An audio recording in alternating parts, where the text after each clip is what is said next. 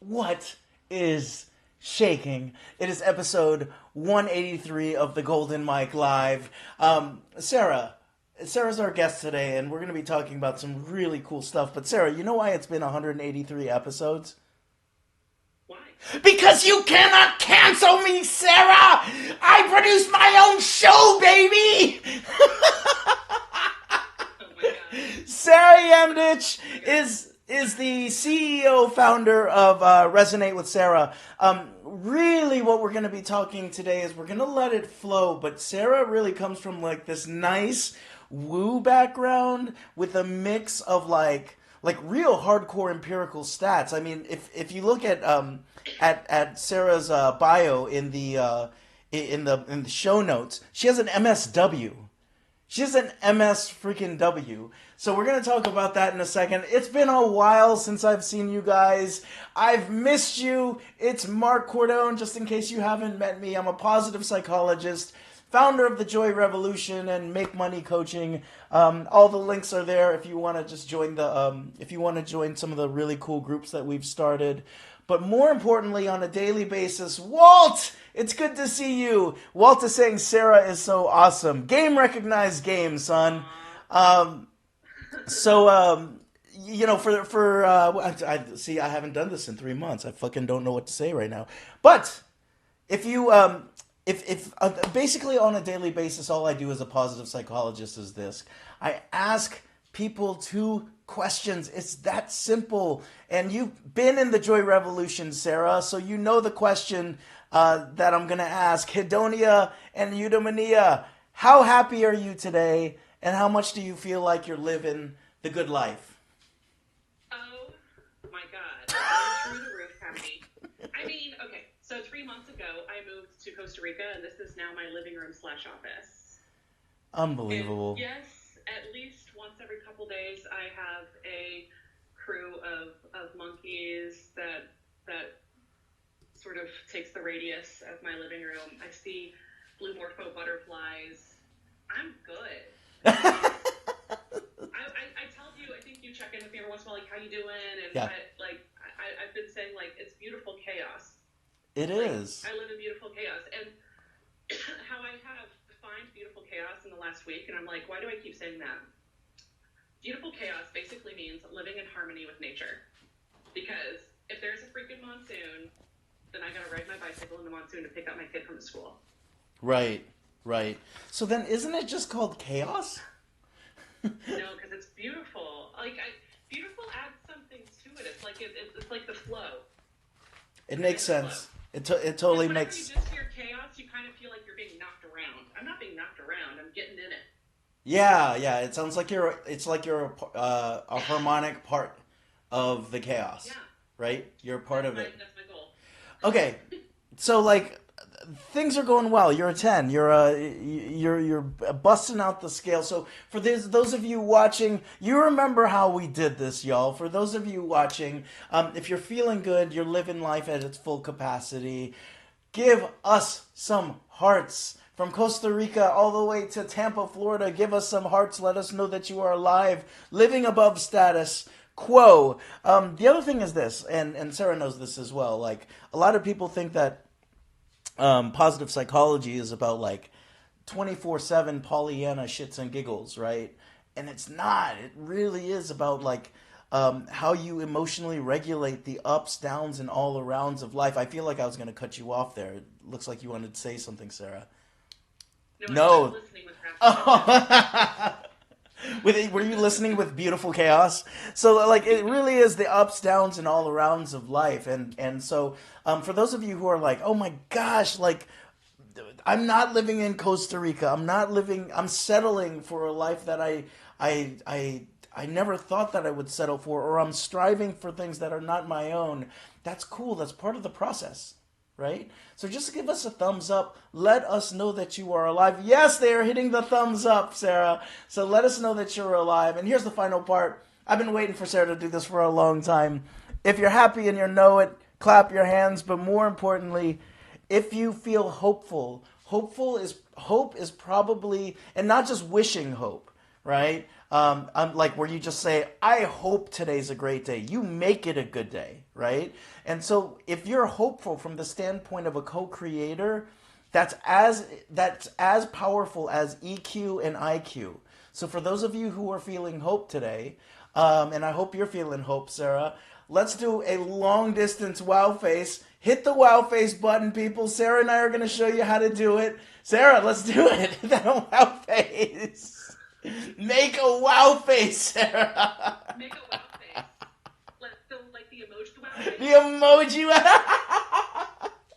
I love it. Okay, from MSW all the way to the like this really cool spiritual slash entrepreneurship, advertising piece that you've got going on, marketing piece you've got going on.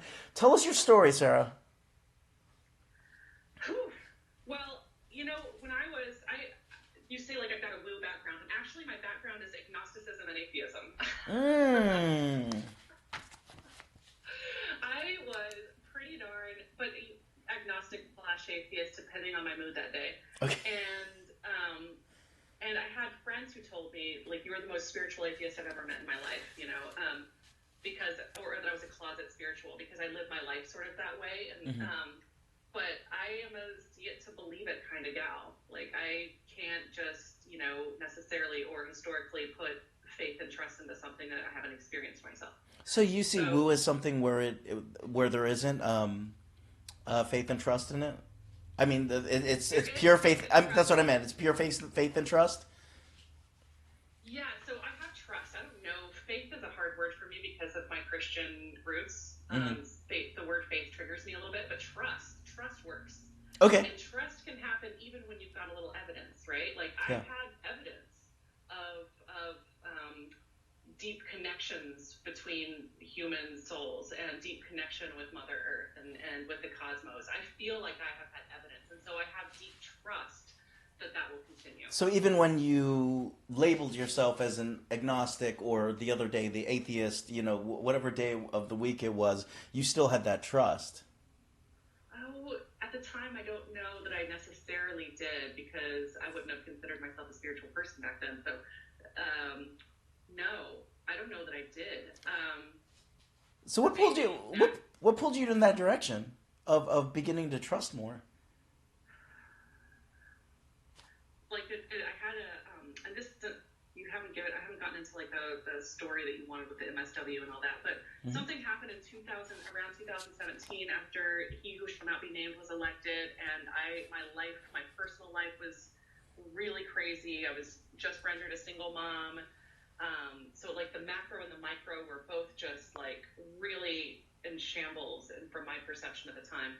And I came down to Costa Rica in 2017, and I had this deep moment of surrender. And that deep moment of surrender, something clicked for me where I saw Earth as me, as my conscious embodiment, as a part of Earth, and as a part of whatever harmonic thing is happening in the universe, as opposed to how I previously felt, which was humans are shit and we are destroying our planet and she should kill us all. Wow. From like fucking nihilist to like you talk about going to the other side of the pole, through this sort of deep moment of surrender. Was that something that was almost like done in pure frustration? The idea of like surrendering? Or was it something that was like an intuitive thing where you were like, this is. I think it was an intuitive thing. I think there's something magical about certain parts of the world. When you're surrounded by waterfalls and green and you can. I'm getting pretty woo here, but like I feel like there's a certain kind of like resonance or a certain kind of vibration that you can feel that's really hard to tap into when you're in the concrete jungle. Okay, so in a lot of ways, like from what I'm hearing, is that there was like you were almost taken out of the context that you were used to, right? Yeah. And it gave you the ability and space to do some new stuff. Yeah, and I highly recommend that all the time, is to like remove yourself from your everyday context at least once a year, but like some sort of punctuation that you can take. So Some sort of where the hell do you remove yourself when you live in Costa Rica now? Where do you go? I don't go anywhere. I go to Missouri. I go to Missouri and take my kid out to see his daddy and his grandparents, and I go to conferences in San Diego Yeah. or whatever. But I don't. I don't feel like I need to take punctuated Right. trips out of my context in order to get away from it all anymore. I mean, I wake up and I'm like, okay, This is where I need to be. Abundance, and Yeah. it's beautiful and it's green, and I'm just waiting for my first monkey and my first blue morpho butterfly to pass me by. So let's talk about the MSW all the way to Resonate with Sarah, which is your company now. What did that journey look like? Because like at MSW, I mean, you're talking about, depending on what part of the social work line you're in, that's a high burnout, right? It's high burnout, and then kind of going into entrepreneurship, which can be high burnout, but it's also at the same time like completely unstructured. You get to create your structure, and so how did you go from one to the other there? I feel like there were like little. If I look back in retrospect, there were hints that was going to happen. I was always sort of rebellious throughout school. I majored in anthropology and women's studies, and then I worked in a shelter for survivors, victims of domestic and sexual violence. And then I felt like I wasn't getting close enough to the root of the problem. So I got my master's in social work policy and worked with offenders of domestic and sexual violence for a hot minute. And then I was like, this still isn't getting close enough to the root of the problem. So I started working for the federal government policy, first in DC in a congressional office, and then in Atlanta at Centers for Disease Control, Division of Violence Prevention. And then I was like, oh my God, I hate bureaucracy. What am I doing? I never liked bureaucracy. How could I be here? What's happening? So I just kept going what I thought was closer to the root, like the root of this. What's a big, huge problem on this planet? Well, violence to self, violence to other, violence to the planet. And whether that's emotional or physical or energetic or whatever. So I kept trying to get closer to the root of the problem, and I never really felt that. Okay. And so when you look at it from that frame, it kind of makes sense that I went into entrepreneurship, because I do believe that entrepreneurship is one of the most powerful ways to transform the world in so many ways. I mean, I started donating to Kiva. I don't know if you know about Kiva, but it's like microloans to small business owners around the world, developing countries. I started donating to Kiva when I was working at CDC, thinking like entrepreneurship is really, really cool. It gives people the opportunity to take their power back and to create, right? So like really like co-create our world. So that I feel like is getting to the root. Sure. A lot more closely. And I went into, after I got my master's in social work and I worked in social work policy, I decided to quit everything, including my relationship, my city, my job, and pack up my car and move to California. And I got certified to be a life coach in 2012. And that's how I started the world of online entrepreneurship. And then I started dabbling in online marketing and then having clients. And then I got pregnant, and so coaching was a little harder for me. So I started to just do the marketing piece, and that's when I got into Facebook ads. So and then it's been like, since then, it's just, I mean, there's so much more if you want it, but it's just, I want to help transform the planet by amplifying people who are doing amazing work in the world. I was about to ask, because it's one thing to go into life coaching and then going into the sort of marketing aspect of things, but one of the things that is very in your face in your in the work that you do is the conscious aspect of it, right? And from jump, was that something that was like, yes, this is Resonate with Sarah, my company will be very consciousness based. And for the conscious entrepreneur. Okay, so it really was an extension. I worked for an agency in 2017 that was, to me, the opposite of that. It was all all about the bottom line. It was all about how can we make the most money. It was all about over-promising and under-delivering. And I loved the work. I loved the clients and I loved the work, and I hated how that business was operated. And I didn't want to start my own business at the time, and it wasn't where I was going. Like, that wasn't my idea. But I just kept being like, oh my God, I want to do this so differently. Oh my gosh, I want to choose my clients, and I want to be, and I want to work with people who are doing transformative work. And oh my gosh, I want to have a certain level of spaciousness for creativity and for client relationships and and I want to treat my team really, really well and pay them really well. And so in 2018, my agency was born.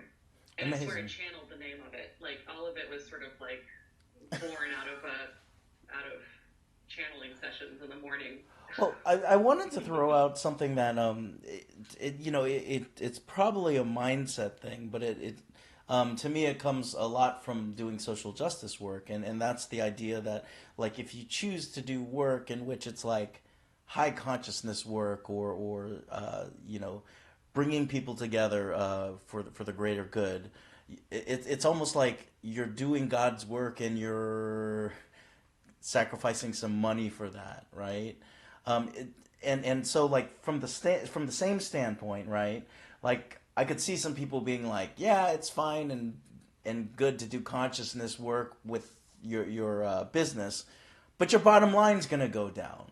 Like, what are your thoughts on that? Oh man, I think I want us to flip that on its head as soon as possible, because spiritual people and people who are like do-gooders, they think that they aren't worthy of making money, and that is going to keep us down, and we associate money, it's energetic, and we are associating money with capitalism and not that capitalism is bad, but we have a certain association of, like, I know for myself, I associate a lot of money with he who shall not be named, the president of our country right now. Mm-hmm. And I associate it with sort of white, masculine, patriarchal institution. And we have got to, I think, change that and think about money as an energetic. And it's something that, like, part of my morning ritual when I'm on my game is mantras. And one of my mantras is fill my cup so that I may fill the cups of others. My business coach told me to start saying fill my Olympic swimming pool so that I may fill the Olympic swimming pool. Fill my cup sounds better. So fill my cup so that I may fill the cups of others, whether it's an Olympic swimming pool sized cup or not. I want to be a channel for the abundance in the form of cash, among many other things, for truth, for beauty, for whatever is meant to unfold in the universe. Want to be a channel for that. So I see, as money comes in, I determine, this is where, like, the entrepreneurship and the business-minded piece comes. I determine how much do I need to hold on to in order to sustain myself and my family, and how much can I pass through to support my local economy, to pay my team really well, to put back into some sort of like Kiva loans or whatever. So I really want, and there are a lot of, like, spiritual figures. If you think of, like, Eckhart Tolle and Deepak Chopra and some of these top spiritual figures, Esther Hicks, they're making money. Oh yeah. They don't have a mindset issue with money. And I'm not super jaded about those people. I think those are lovely people, and I imagine they're doing good things with their money. I bet they pay their team well. Yeah. I bet they give back. I bet they are, bring sunshine to the people around them. So it doesn't serve us for spiritual people to be stuck in a poverty mindset. I'm going to stop my right now. No. Absolutely. Well, I'm going to keep you going because I know that you have something that you call the algorithm of abundance. And how much does the algorithm of abundance play into that kind of shift in mindset? Yeah, I mean, I think I just described it. Like, it's basically, it's huge. I mean, that shift in mindset is everything. It's the knowing that you are, or that sense that you are are a channel, and that, this, that surrender is so important. Every day I try to surrender and tell sort of the bounty around me. There's a reason that I'm surrounded by green, and that's also the color of money, right? And I try to remind myself of that, and that sounds really silly, but, to shift into that mindset of I'm constantly surrounded by abundance. I'm super grateful. Oh my God, I have so much. I have a child. Even when I was in Atlanta before I moved to Costa Rica, I have so much. I love my home. I love my child. I love the relationships I have with my friends and family. I love the growth opportunities I've had that have felt really shitty at the time, but have helped to inspire me to move in new directions. To shift your mindset in that way is a huge part of it. Yeah. In terms of the way that you shifted your mindset, was it through working with a coach, or was it something in which it was very much like an intuitive thing where you're like, oh, I'm in a different place, surrender, and was that something that slowly grew?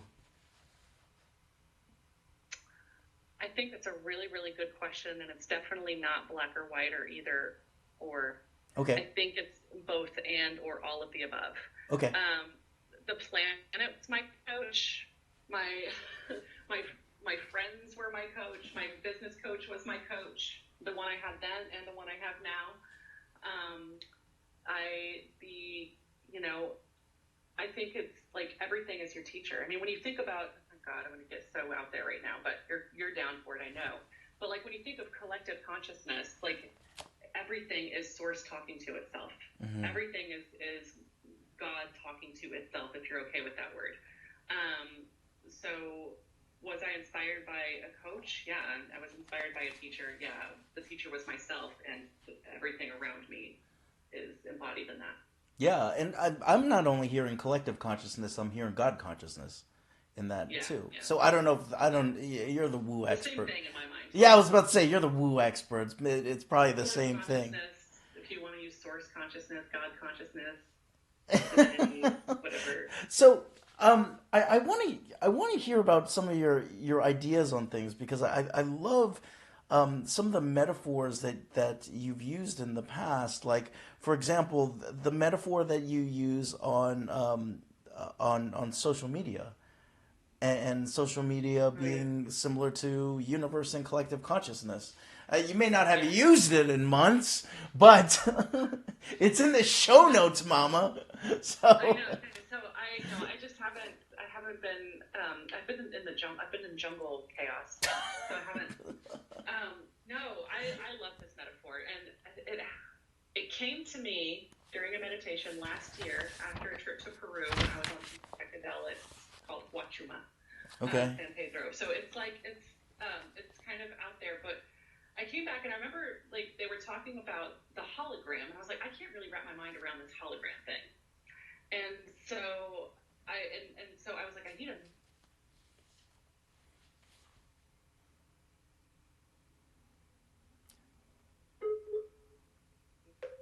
Oh, did she cut off? Awesome metaphor for. Oh shoot. Oh, you're back. You're back. I'm still here. You needed something. Okay. You needed something for something. Okay, what did I need? I needed a metaphor. You needed a metaphor. Okay. I needed a metaphor to help me understand this super out there concept.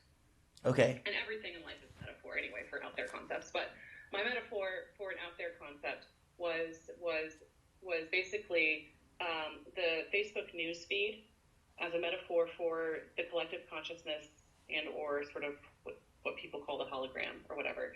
So your news feed is based on an algorithm, which is based on how you interact with it. So it's based on the friends that you have, the people that you associate with, the people that you engage with, the kind of content you engage with, what you input. So on your own personal profile, you put out a projection of what you want people to perceive about you, your perceived personality. So what are you doing today? I'm thinking about the algorithm of abundance. I'm hanging out with my kiddo in the jungle, whatever. That's how I want people to perceive me. As authentic as it may be, that's still what I'm putting into the public persona. So that then gets input into a singular piece of data that exists somewhere in Palo Alto or something. And that singular piece of data is then reflected outward to 2 billion people as, and it looks different for every single person. Right. So our reality looks different for each of us, and it's based on every single individual's input for their projections of their own sort of individual personality, including my own. And that's the metaphor for what is happening. You just keep going. I'm gonna take a little nap here as you. No, I think I know what you're. I think I know what you're getting at, and it's this idea that that we have that perception that this is real when in reality we've been hitting knobs and buttons, which has created this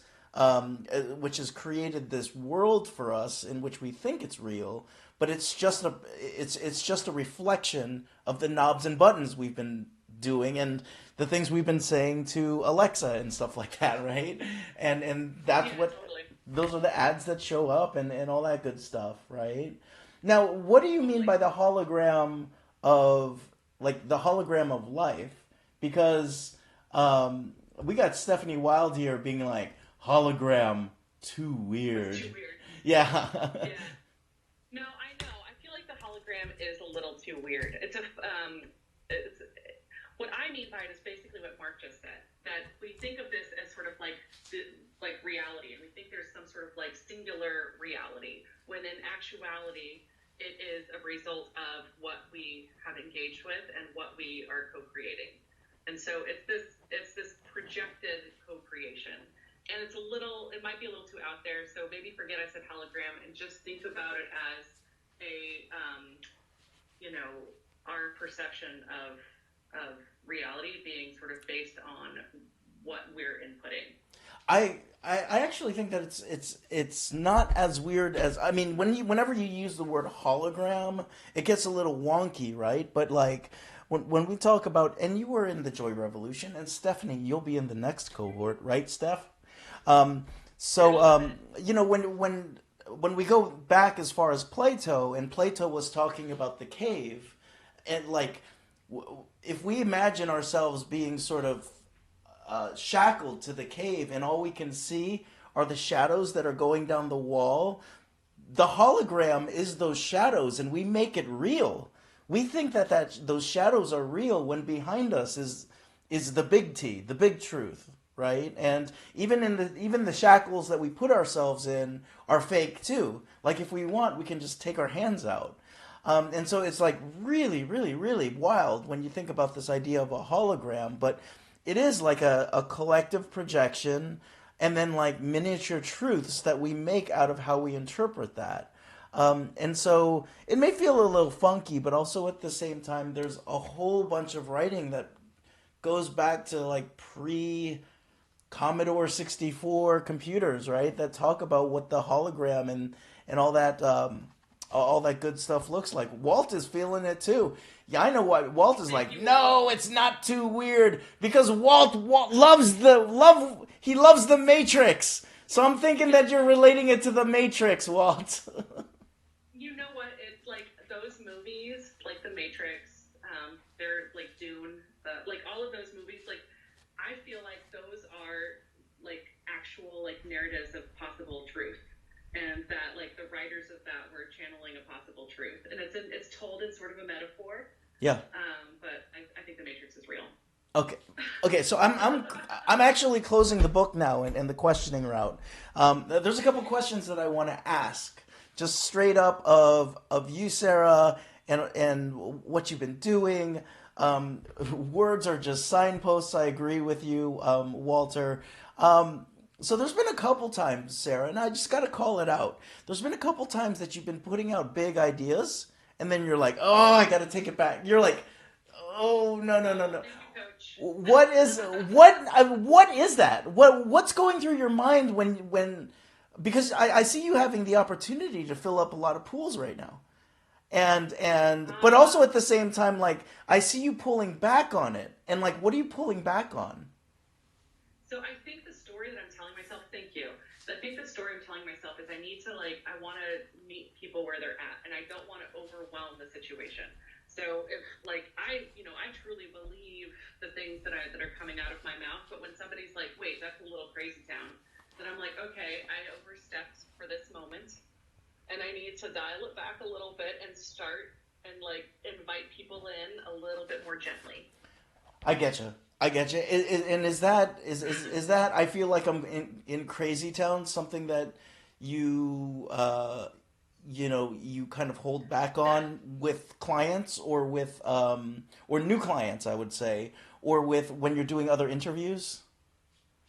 That's interesting. And I think it's probably a result of my history as being an agnostic/atheist. Is I'm speaking to my old self. Oh, would my old self be able to handle what I'm saying right now? That's where it's coming from, and whether I use it in other contexts, I don't. I think it depends. If you and I were one-on-one talking, and we didn't have the possible public watching us right now, I probably wouldn't pull back.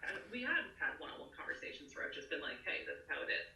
Yes, and it's like a wisdom shotgun blast to the face. I'm like, what the fuck?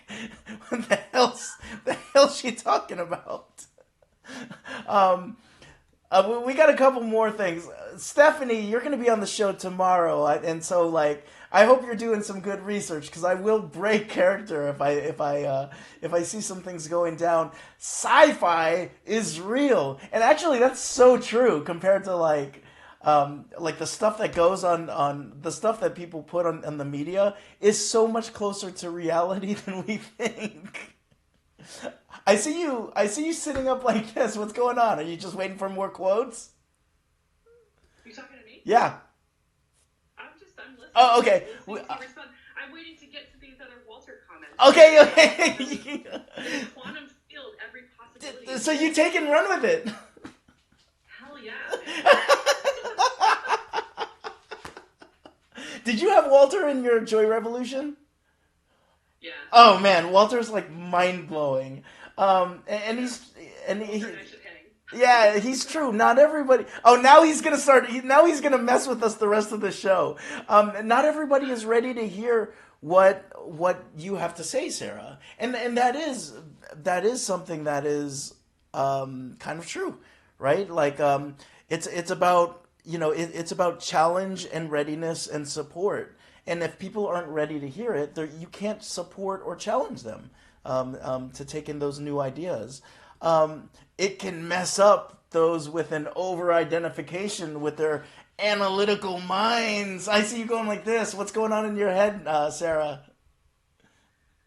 No, I totally agree. And I still catch myself being in my over-analytical mind and having to drop back down into sort of my intuition and into our body. We as a culture are we are all up here in our heads. Yeah. And we need to drop back down into that an energy and a mental level. We need to be closer to the earth. So we need to work on our core strength. So I missed the last part there because I think there was a monkey chomping on your internet there for a second. But one of the questions that I think one of the questions I wanted to ask you is that we don't often talk about business using your intuitive sense, right?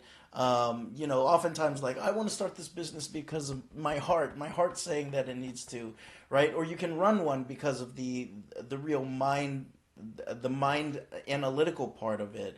How much of all of this? I mean, I think the answer is you got to integrate all three to really be good at what you're good at. But when you were going into straight up entrepreneurship, how much were you bouncing between all of those different ways of thinking, the holographic way of thinking, as we call it, the mind, the heart, and the gut? Or have you always been a gut person? No, I was totally in my head person forever. Totally in my Really? head. Even as a kid?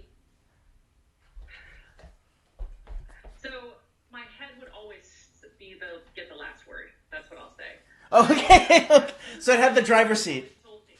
Yeah, my friends would always tell me I was a closet spiritual. And I'd be like, well, maybe I'm spiritual, but until I have proof, I can't actually do anything about that. Oh my god, So, such an agnostic. yeah. So Yeah. my head would always have the last word, and now my head doesn't have the last word. Okay, and how did that end up switching? Because that's a powerful muscle there to let to have it to have that surrender. I think when you find that your life is in shambles, oh, a toucan just flew by. I think when you find that your life is in shambles, like at the micro level and the macro level, you have to say, hey, this something's not working. Like this is not working. Like Okay. I wouldn't say I was suicidal because I had a kid and that's just not my style to end it all. Yeah. But I was about as close to that as I can get in this physical form. Okay. And so I had to shift something. So when someone is going through like I wouldn't call it a crisis, but going through this period of dissonance, and let's say that the core of it is I want to start my own business. Like, what kind of tips would you have for them, especially for folks who might be highly sensitive people or empaths or high woo, and they might be pushing back on like, I can't be an entrepreneur. I'm gonna have to totally shift my style, and I don't want to lose that. What kind of tips would Yeah. you have for that? So I always have a business coach. I just do. I always have a business coach. Now, I is your have a business business coach coach. woo and shit? Yeah. But she's also asking me about my numbers and she's making me look at spreadsheets and, So it's really like an integrated thing where it's like woo and the empirical side of things. I'll just keep talking till you come back because a toucan just flew by and she's probably picking up her Fruit Loops from the toucan. Walter's writing in when you break the habit of being yourself, shift happens. Shift happens when you break the habit of being yourself. I know that's from his book. Walter, talk a little bit more about that while we're waiting for her to come back on. She's paused so perfectly there.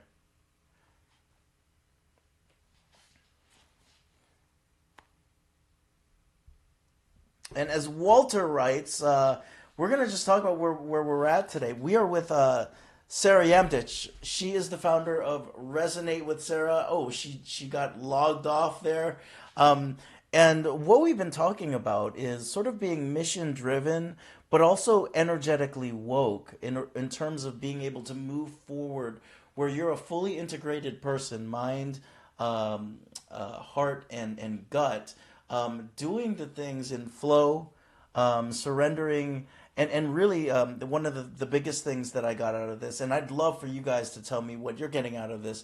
The biggest thing I got out of this is the mindset of filling up your cup, your pool, so you can fill up other people's pools. I love that idea because it's not just about you intaking all this, cash, calling it abundance, and then just holding it for yourself. It really is a flow in and a flow out. Love it, love it, love it. Um, oh, and then we got Walter that's talking about woo equals things that people don't understand. So yeah, Walter, thank you for always hanging with me. This is a first dang show back in a couple months. So of course we were gonna have these glitches and stuff like that. I'm gonna give her a couple more minutes to come back because I want Sarah to be able to talk some good stuff about the Golden Mike in a couple minutes. If you don't mind, let me just check with her. Let's see that toucan didn't take her internet.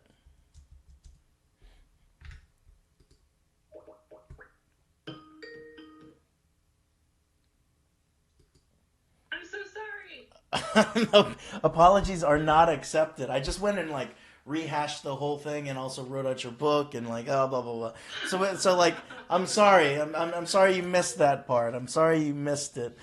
But I forgot what we were talking about. I think we were talking about like the idea of people who are looking to make the proverbial leap, right? Of going to a place where maybe they are getting woke and they are going to a place where they're like, oh, there's certain things that don't matter, and then the things that really matter are filling up the pools, filling up my pool and filling up other people's pools. What have and aside from getting a coach, I mean, maybe it's getting a coach that was the shifter for you. But were there anything else in terms of what you did to help you move from that? Because you said you didn't grow up with that abundance mindset. I did and I didn't. I grew up poor, Mm-hmm. so I grew up without a whole lot of money in a trailer with a single mom. But I also didn't grow up with that I think what a lot of people have, that masculine energy. It doesn't have to be a man necessarily, but that energy of like you need to hold on to everything, save it, save all your money and hold on to it. So I didn't grow up with that. I grew up with like a, hey, we got our tax refund, let's go shopping, baby. Yeah. So while I didn't grow up with a lot of money, I did grow up with a sense of abundance, in the sense like, there's always enough. We might not Yes. have a lot, but there's always enough. Yes. So I was set up for success in that way, and I'm grateful for that. But I think removing myself, every time we were talking about earlier in this conversation, every time I removed myself from that context Yeah. of the daily grind.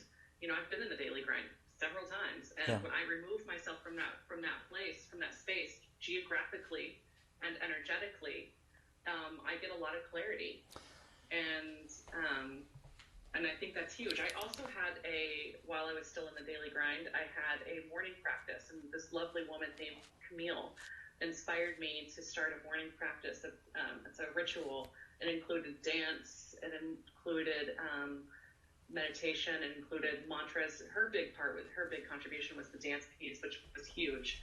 But that got me sort of like dropping down into my body a lot more and out of my head. And then being able to sort of like act from that space, or to make decisions from that space, as opposed to from the like, is this practical? Is this okay? I don't know.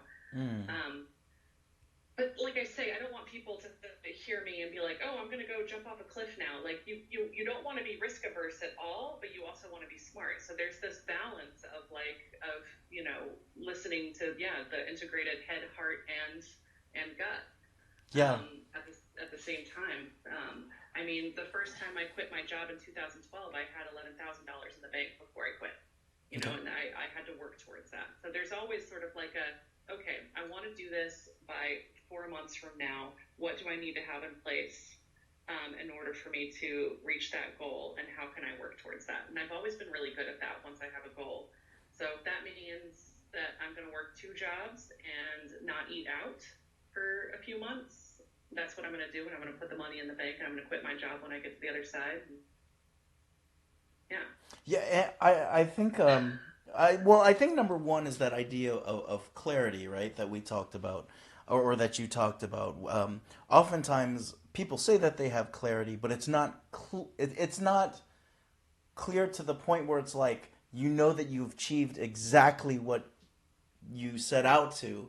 And then the other piece is that what kind of shrouds our clarity is that we get caught up in the grind, right? We get caught up in the cave, whatever that looks like to you. For me, it was my previous job. And like, really, the idea of like, oh, there's no way I can do this. Like, if I can't do it here, I can't do it on my own. And just being able to move away from that. And then overall, I just love that idea of when it comes to your like your idea towards money, even since you were young, it's this idea of abundance and prosperity from the standpoint of flow. It's always coming in, it's always going out. It's always coming in, it's always coming out, and that's a nice energy to have, versus like accumulation, right? And then you're sitting at like what is it, Scrooge McDuck, like you're like swimming in your coins, right? But you're also terribly like unhappy and stuff like that. So, Exactly. so yeah, I want to know. It's been a couple years here that you've been in business, right?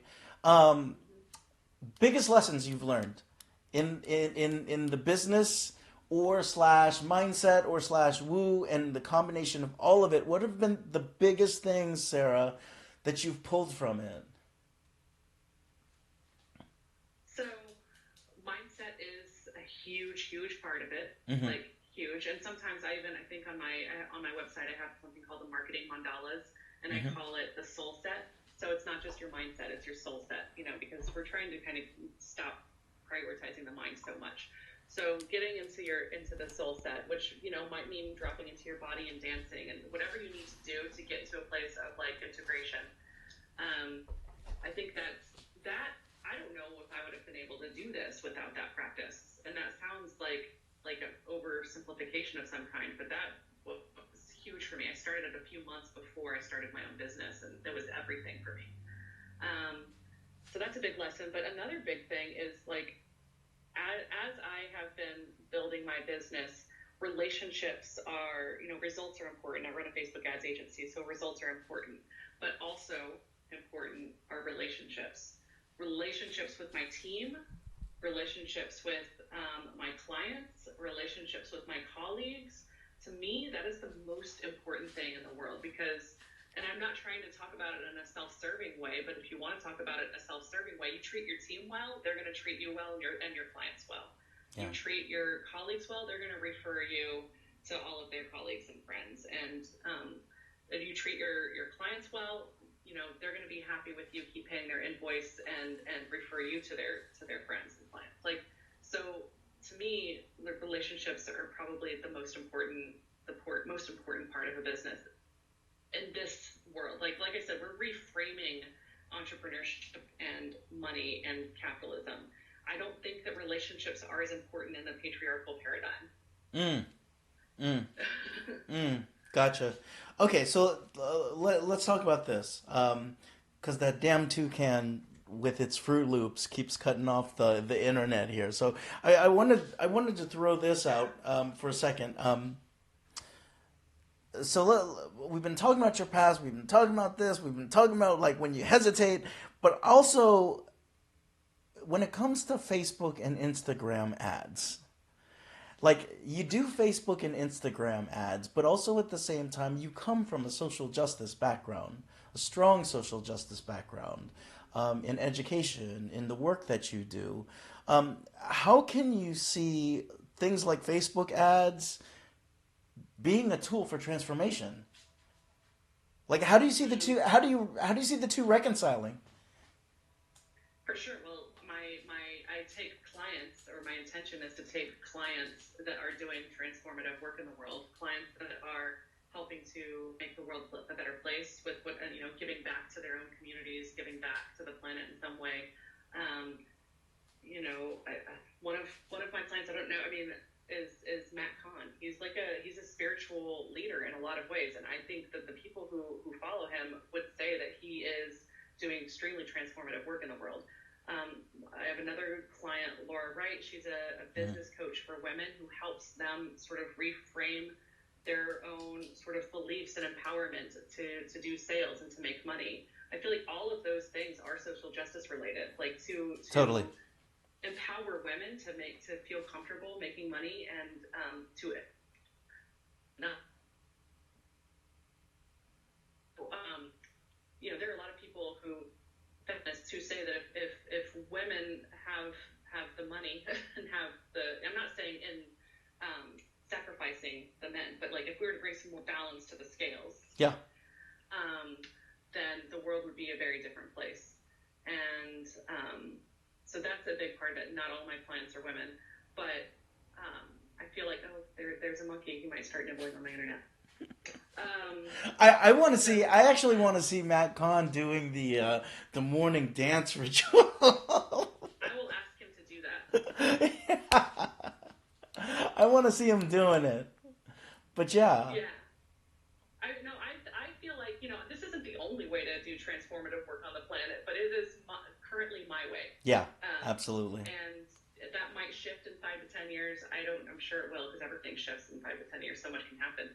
But right now, that is my strategy or my contribution for transformation is to amplify these voices to more and more people. So there are 7 billion people on the planet. 2 billion of them are on Facebook and Instagram. That's more than a critical mass. I think that's 3 times what you need for a critical mass. Wow. And if we can reach some percentage of those people with really transformative content, who knows? I mean, the sky's the limit. Now, for people who are just starting, like, you know that I work with a lot of new coaches, right? And they want to jump right into the ad space. What are your thoughts on, people who are pretty new, people pretty green, jumping into the ad space? Like, when do you know that it's time? Actually, again, I'll bring up my website again. There's my marketing mandalas. One of them is about morning rituals, and the other one is about what you need to have in place before you invest in Facebook ads. So I think there were 6 things. It's been a hot minute since I've looked at it, but you need to have a significant marketing budget. So you already need to be profiting in your business enough that you can throw down a couple $1,000s on Facebook ads every month. You need to already, have some free offering that you're going to send to cold audiences. It's a loud marketplace. Like, it's pretty saturated. There's a lot of coaches peddling their wares on Facebook and Instagram right now. Right. So you need to have a compelling offer, and you need to have a compelling free offer that is going to bring some percentage of those 2 billion people into your realm. And then you need to nurture them over time. So this is an investment of time and money and energy, where you nurture people over time. You need to be niched enough that you are set apart from the loud marketplace, from the saturated marketplace. Is there something like, Marc, your branding is so different.